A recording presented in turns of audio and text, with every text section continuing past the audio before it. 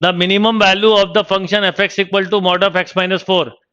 अब देखो, mod function की मिनिमम वैल्यू हमेशा, अब किस पे बोला है वो पूछा है, तो मॉड फंक्शन है, मॉड फंक्शन का बेसिक लॉजिक जानते हैं, मिनिमम वैल्यू 0 ही होती है। तो अगर मैं इसमें x की जगह क्या रख दूं 4, तो ये मिनिमम मिलेगा। तो एट 4 पॉइंट, किस पॉइंट पर, दो अलग अलग क्वेश्चन है, ऐसा अक्सर बच्चे गड़बड़ कर देते हैं।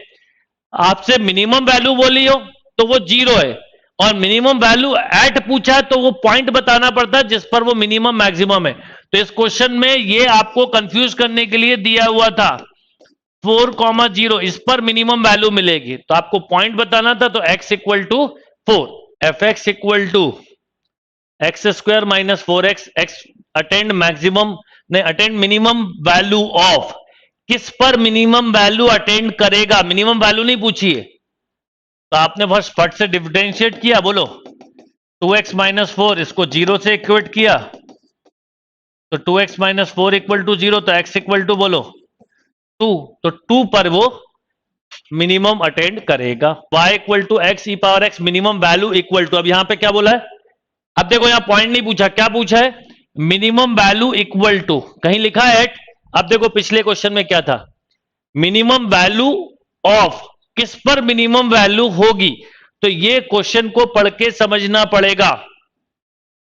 करिए, अब ये y इक्वल टू कितना है, एक्स ई पावर एक्स, करो differentiate, x e power x plus ई power x, e power x common लिया तो x प्लस 1, 0 से इक्वेट किया, तो बोलो x इक्वल टू -1, -1 रख दो यहां पर, तो -1 upon e।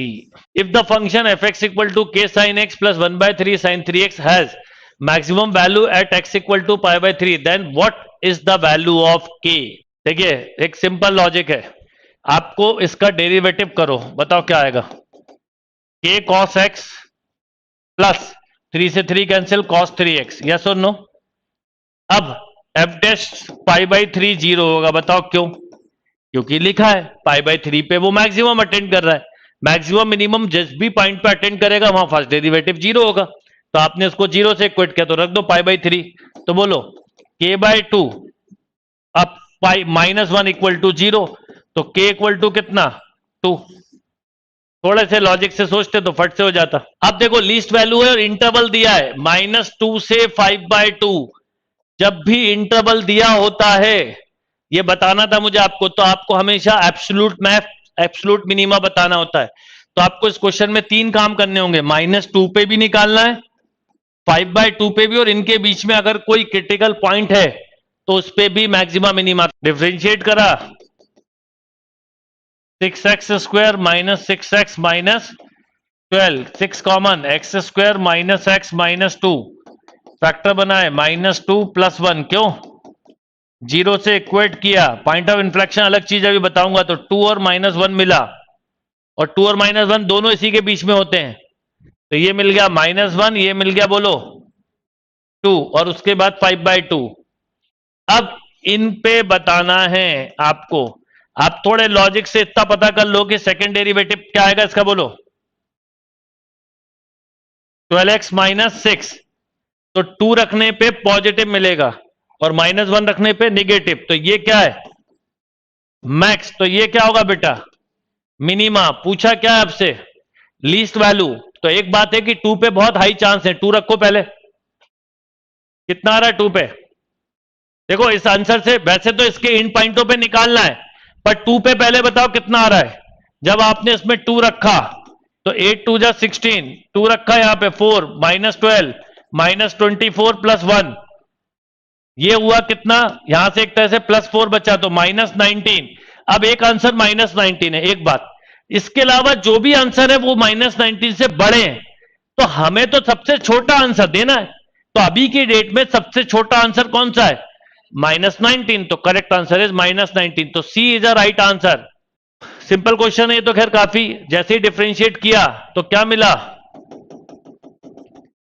3x square, yes और नो, ये क्यूबिक फंक्शन है। अब जो आपने क्वेश्चन पूछा था पॉइंट ऑफ इन्फ्लेक्शन, वो यहां बताता हूं मैं आपको कि पॉइंट ऑफ इन्फ्लेक्शन क्या होता है। जैसे क्या होता है देखिए,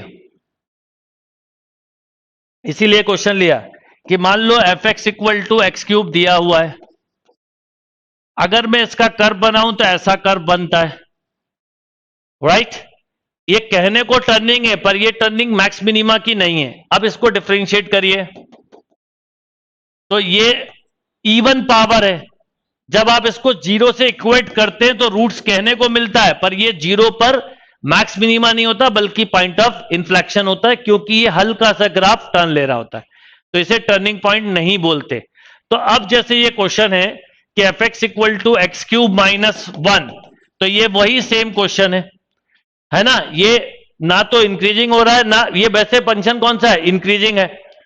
अब आपको क्योंकि -1 से +1 ही बोला है तो इस पूरे में क्या है, ये रूट्स नहीं होंगे, वो इसके क्या कहलाएगा, एफ एक्स इज इंक्रीजिंग, क्योंकि इनपुट बढ़ाने पे अगर आउटपुट बढ़ रहा है तो फंक्शन इंक्रीजिंग कहलाता है। ये उसका लॉजिक है। देखिए कैसे, आपने रखा -1, फिर 0 और 1, -1 पे बोलो कितना, -2 मिला, 0 पे -1 मिला, 1 पे इनपुट बढ़ाते जाओ और आउटपुट मिले तो फंक्शन इंक्रीजिंग कहलाता है। तो इसका आंसर डी नहीं होगा बेटा, इसका आंसर हम 1